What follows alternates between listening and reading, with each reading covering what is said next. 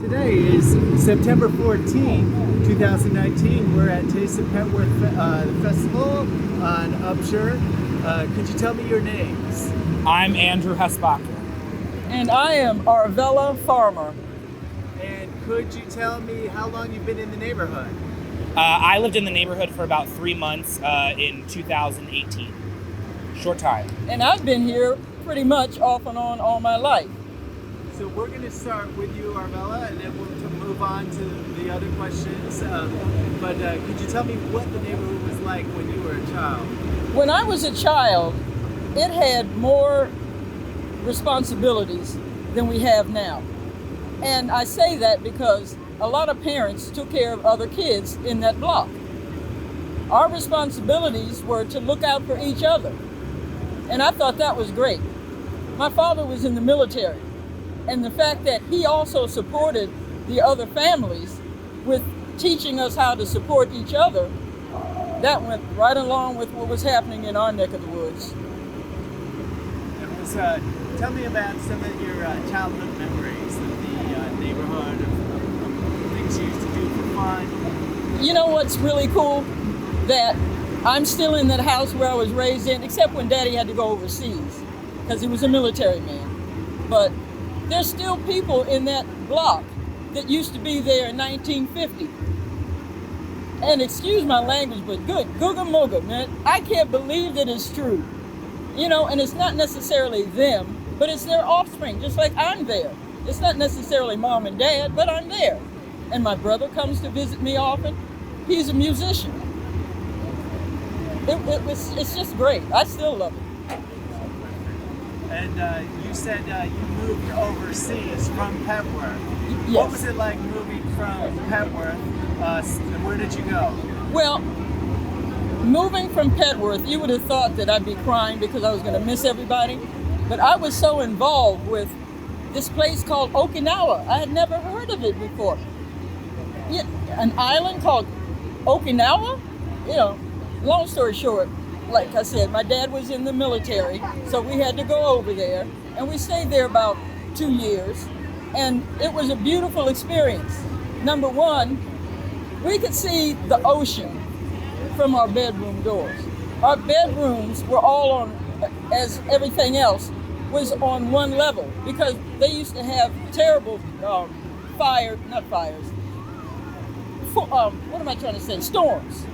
Yeah, what was it called? Machinado, I think is what it was. But long story short, we stayed there for about 18 months. And when I got back, the United States didn't like me. You know why? Because I had changed a lot. And they didn't understand who I used to be was now who I was, you know? But I carried it on into my my late teen years and into my adulthood. And it changed me and my brother. My brother's a musician. He was with Donald Byrd and the Blackbirds. He did Doing It in the Park, Doing It After Dark. Oh yeah, Rock Creek Park. Oh yeah, you know. And he went overseas and everything. He had a great life too. Even though we were different, what I remember is vive la différence. So when you came back, you said it was a little bit rough.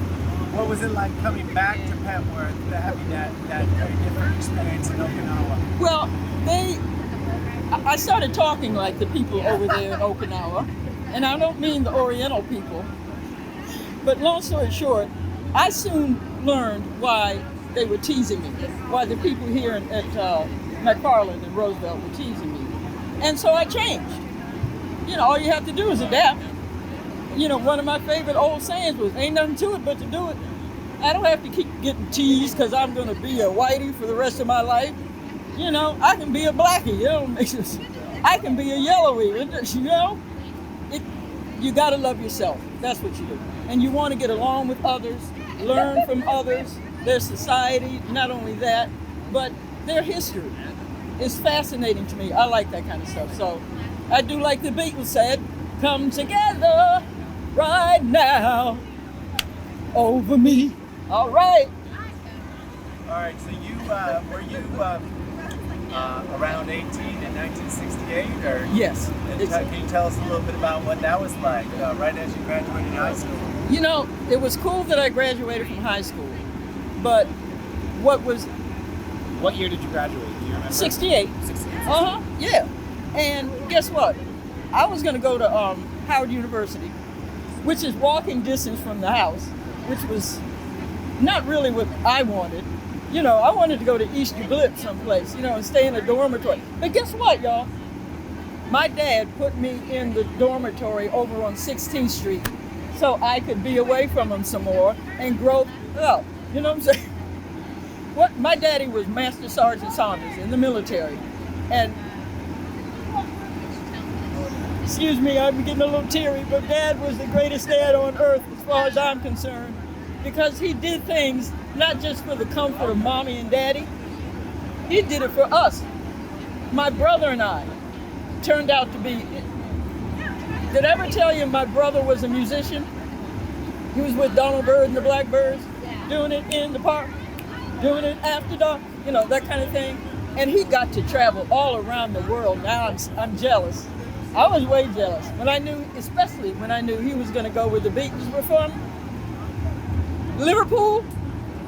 He was going to Liverpool and I wasn't. I couldn't wait for him to get back. I was going to beat the crap out of him. No, I'm just kidding. Were you a musician as well? Me? Yeah. No, I sing. And were there, so this neighborhood, were there theaters or places where people would perform music, or not so much? Not so much, but you know, there was a Catholic church up the street around the circle, and they let us sing sometime. They would let us come up, like if they were having some kind of party for, you know, in the summertime. Maybe it might be somebody's birthday or something, you know, and they would have a big party. It might be an elderly person or, you know, a young guy or something, but they let us sing. And my brother would have his guitar with him, so that was just like me and him in the basement. That was way cool. Wasn't it nice for them to have done that? You know, and they hadn't asked me to rehearse or anything. They must have heard about it. Well, they knew my brother was famous because they had been overseas. Donald Byrd and the Blackbirds had been over to Europe. They went to Japan. They were in Germany. Yeah, oh man. I'm jealous to this day. Do you want to tell me how you two met? Yeah, I can tell. Sometimes Arvella forgets. But we both lived on the same block, and I lived just across the street from her, and I'm also a musician. So I would practice trumpet on my porch, and she walked over one day, because she lives just across the street, and was like, "You're playing trumpet, this is so cool. My brother was a musician," as she loves to say. And we just got along. We loved the same type of music a lot, so I would come over to her porch and play music for her, or play music from my phone. And we just got to know each other really well. And even when I moved out of the community, I still come back to visit her, because I think that's really important.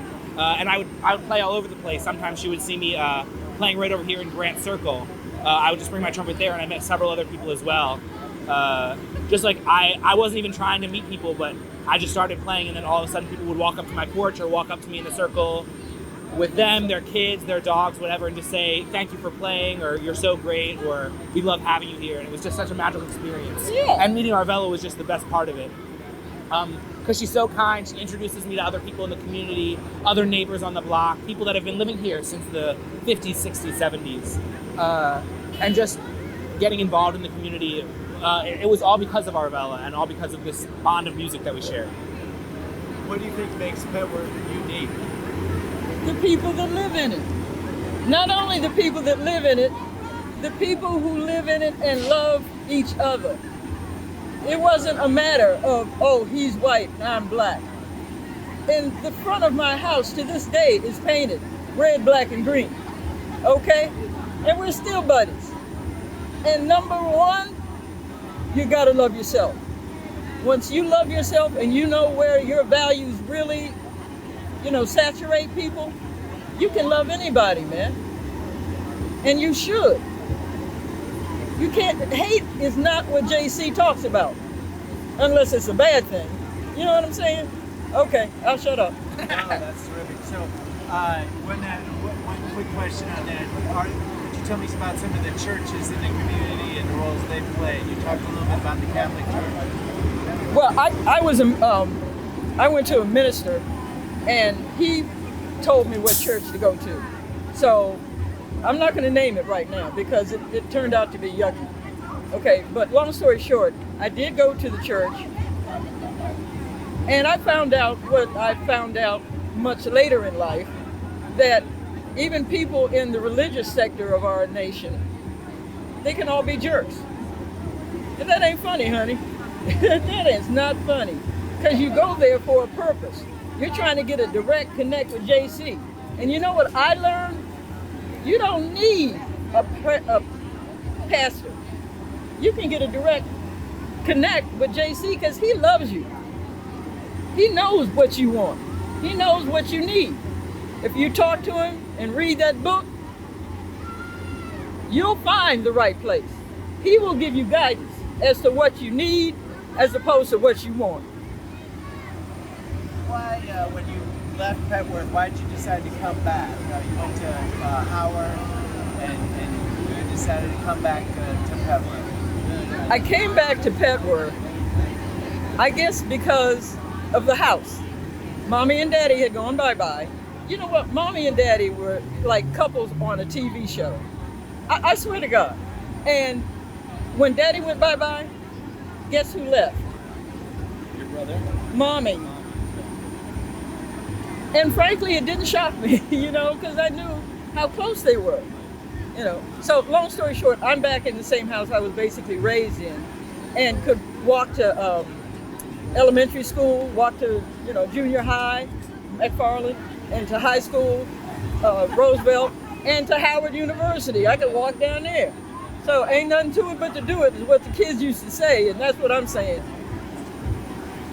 Where would you like to see the neighborhood in the next 5-10 years?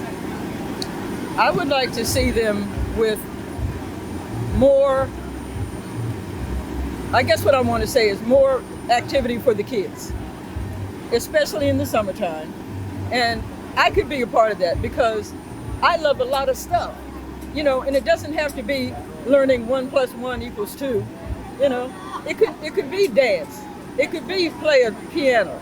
You know, I could come and teach you, you know, 8 hours out of a day. I could have 8 students, and I have the piano down in the basement. You know, my brother was a musician, you know, so he knows how to play a guitar, and he would come help me too. You know, that would be awesome. Yeah. Any last thoughts you'd like to leave us with this afternoon? Well, number one, I love this. You know, you get to see a part of your world that you don't see every day. And that's a blessing. You know why? It's a blessing because, numero uno, you gotta love yourself. And a lot of people do, but in the wrong way. Okay? You can love yourself and hate some other people. That ain't right. That's out of sight. Okay? We have to start learning how to love each other in a real way. Okay? All right, I'll shut up. The reason I've loved this community and love Arvella and other people that I've met here is because of this message that they all spread of just love and kindness to each other. And that's what I feel so much. As soon as I came to the festival today, I just felt the sense of pride in the community, pride in what the community is making, pride and excitement for where the community is going, and a love for the people that also live here, that share this space, whether you're at the summer music series that they have in the park, or if you're just in the circle and saying hello to people, or saying hello and what's up neighbor, what's up stranger, as they pass by your porch, and everyone's so excited to talk to you and hear what's going on. And that's just something magical that isn't around in too many places anymore. Thank you both for your time. I appreciate it. Thank you. Thank you.